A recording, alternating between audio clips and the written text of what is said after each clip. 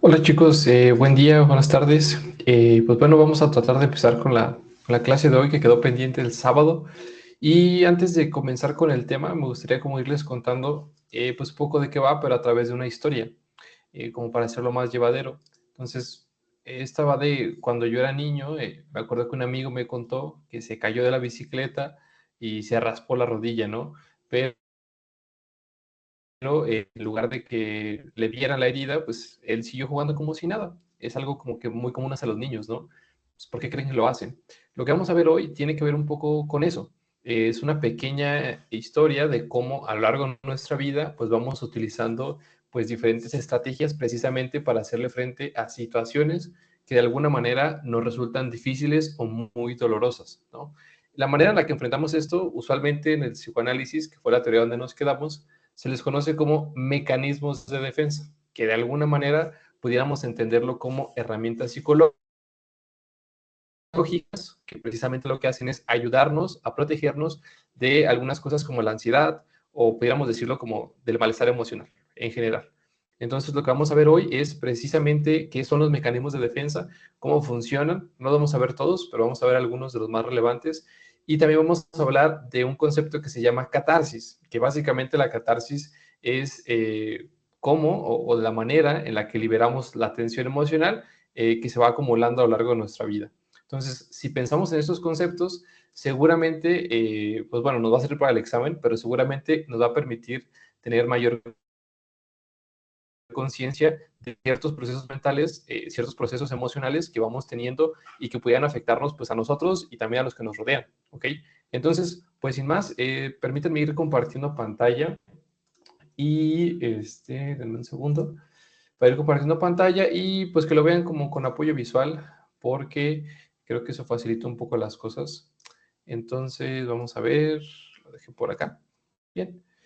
Entonces, lo último que habíamos revisado era precisamente el tema de las fijaciones. Me parece que ya lo deben de estar viendo y que pues fue el último tema que revisamos por ahí en clase, que dijimos que las fijaciones ocurrían cuando una persona mayormente tenía un exceso o ausencia de líbido en alguna de las diferentes etapas psicosexuales.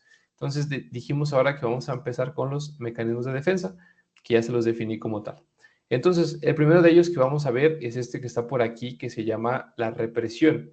El mecanismo de la represión usualmente se le conoce como un olvido selectivo, como se los pongo aquí en negritas, que básicamente es cuando el pensamiento que estamos teniendo pues resulta muy angustiante para la persona, como va a ocurrir con todos, ¿no? Los mecanismos se activan cuando el evento que estamos viviendo resulta angustiante.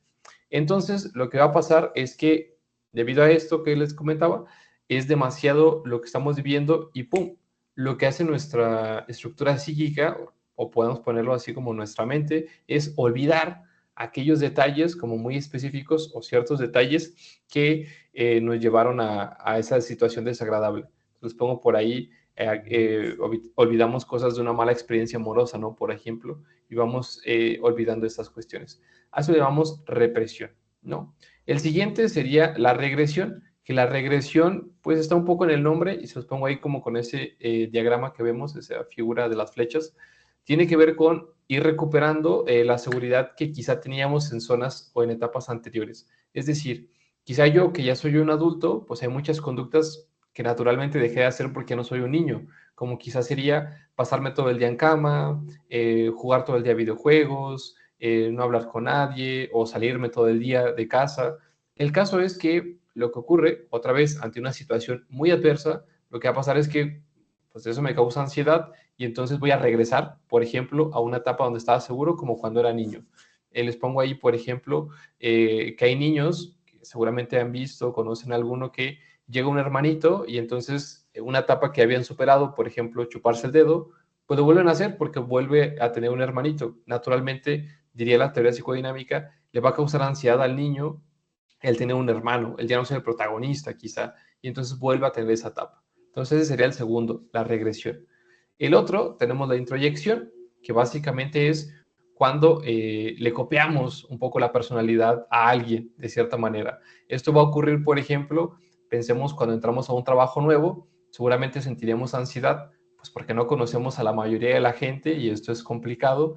Entonces, para yo tratar de afrontar eso, lo que voy a hacer es elegir una persona que quizás esté en este trabajo en el que yo estoy ahora y copiarle algunas características, ¿no? Como dice en la diapositiva, incorporarlas hacia mí para con eso tratar de sobrellevar la angustia que me causa, por ejemplo, estar en un lugar de trabajo nuevo. Básicamente es eso, copiarle la personalidad a alguien.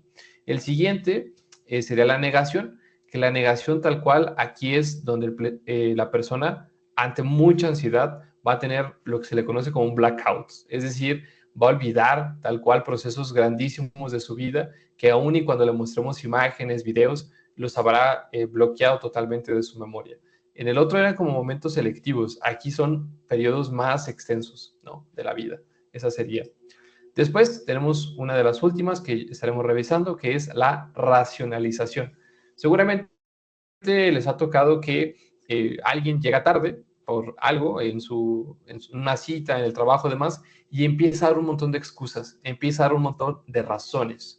Y esto es porque, naturalmente, por ejemplo, llegar tarde al trabajo, pues causa ansiedad, porque sabemos que puede tener ciertas consecuencias negativas, como pues un rebaje de sueldo, un regaño, un castigo, o todas esas juntas.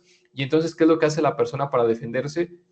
Pues va a racionalizar, es decir, a dar excusas. Esto pasa mucho cuando la persona tiene muchas vivencias de fracaso, o incluso hay personas que ante el éxito, es decir, les va bien y como quiera empiezan a poner excusas. Por ejemplo, no sé, Juanito presenta su examen de medicina y termina siendo aceptado en la facultad de medicina, pero dice, no, de seguro fue porque todos los demás eran muy malos. Entonces, pues bueno, por eso me aceptaron, no porque yo sea muy bueno.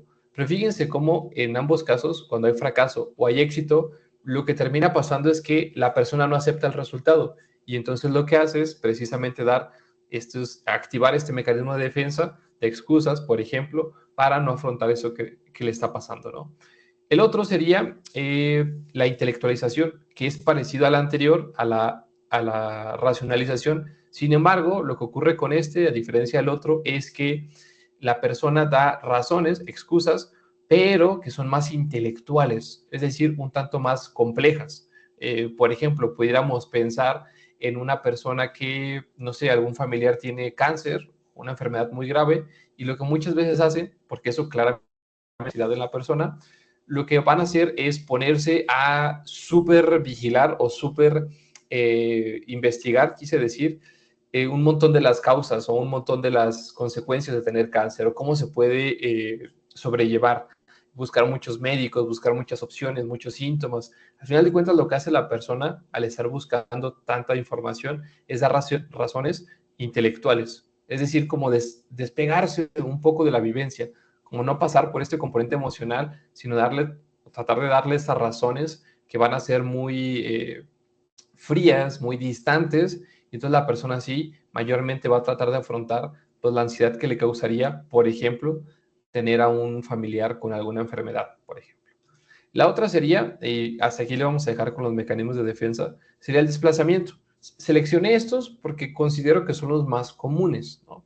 Entonces, en el desplazamiento, lo que ocurre es que nosotros vamos a sentir alguna emoción negativa, por ejemplo, ira, enojo, vamos a decirlo, frente a alguien al que no podemos tener enojo, ¿no? Les pongo aquí en la diapositiva, imagínense una persona que está en su trabajo y su jefe o su jefa es muy molesta, o es muy autoritaria, o es muy vigilante. Vaya, que molesta mucho a este empleado, ¿no? Y entonces, pues claramente, ese empleado quisiera ser agresivo o ponerse un poco más fuerte con ese jefe o con esa jefa.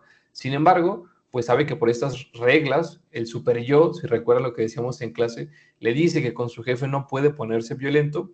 ¿Y qué es lo que hace? Pues bueno, lo desplaza. Es decir, en lugar de ponerse autoritario o violento con su jefe, lo desplaza, por ejemplo, hacia su familia, hacia sus hijos. Y, por ejemplo, ahí veríamos un poco de las raíces de la violencia intrafamiliar que habíamos comentado en Coahuila, en Saltillo, es particularmente un fenómeno muy frecuente, ¿no? Entonces tenemos esos mecanismos de defensa, ya les dije qué son, ya les hablé de cuáles son un poco los más populares. Ahora me gustaría volver para acá y dejarles por aquí el concepto de catarsis.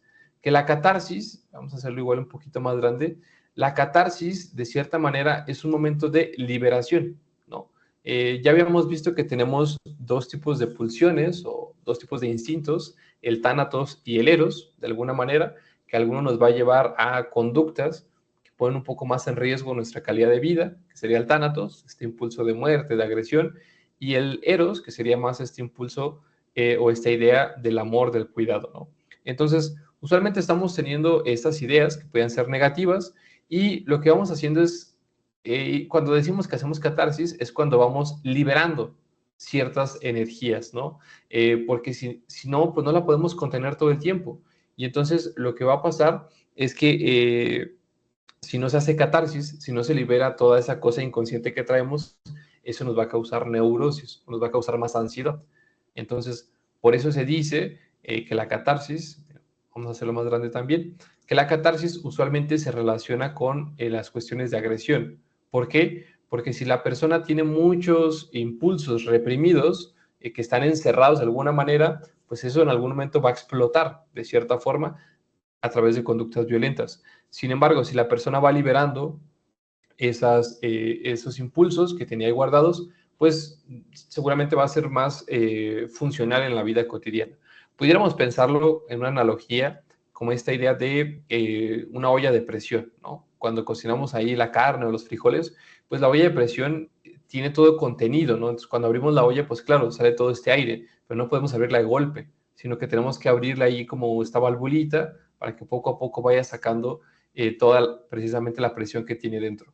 En el caso de nosotros, que somos personas, pudiéramos hablar que si no se hace catarsis, pudiéramos tener conductas un tanto o un mucho agresivas.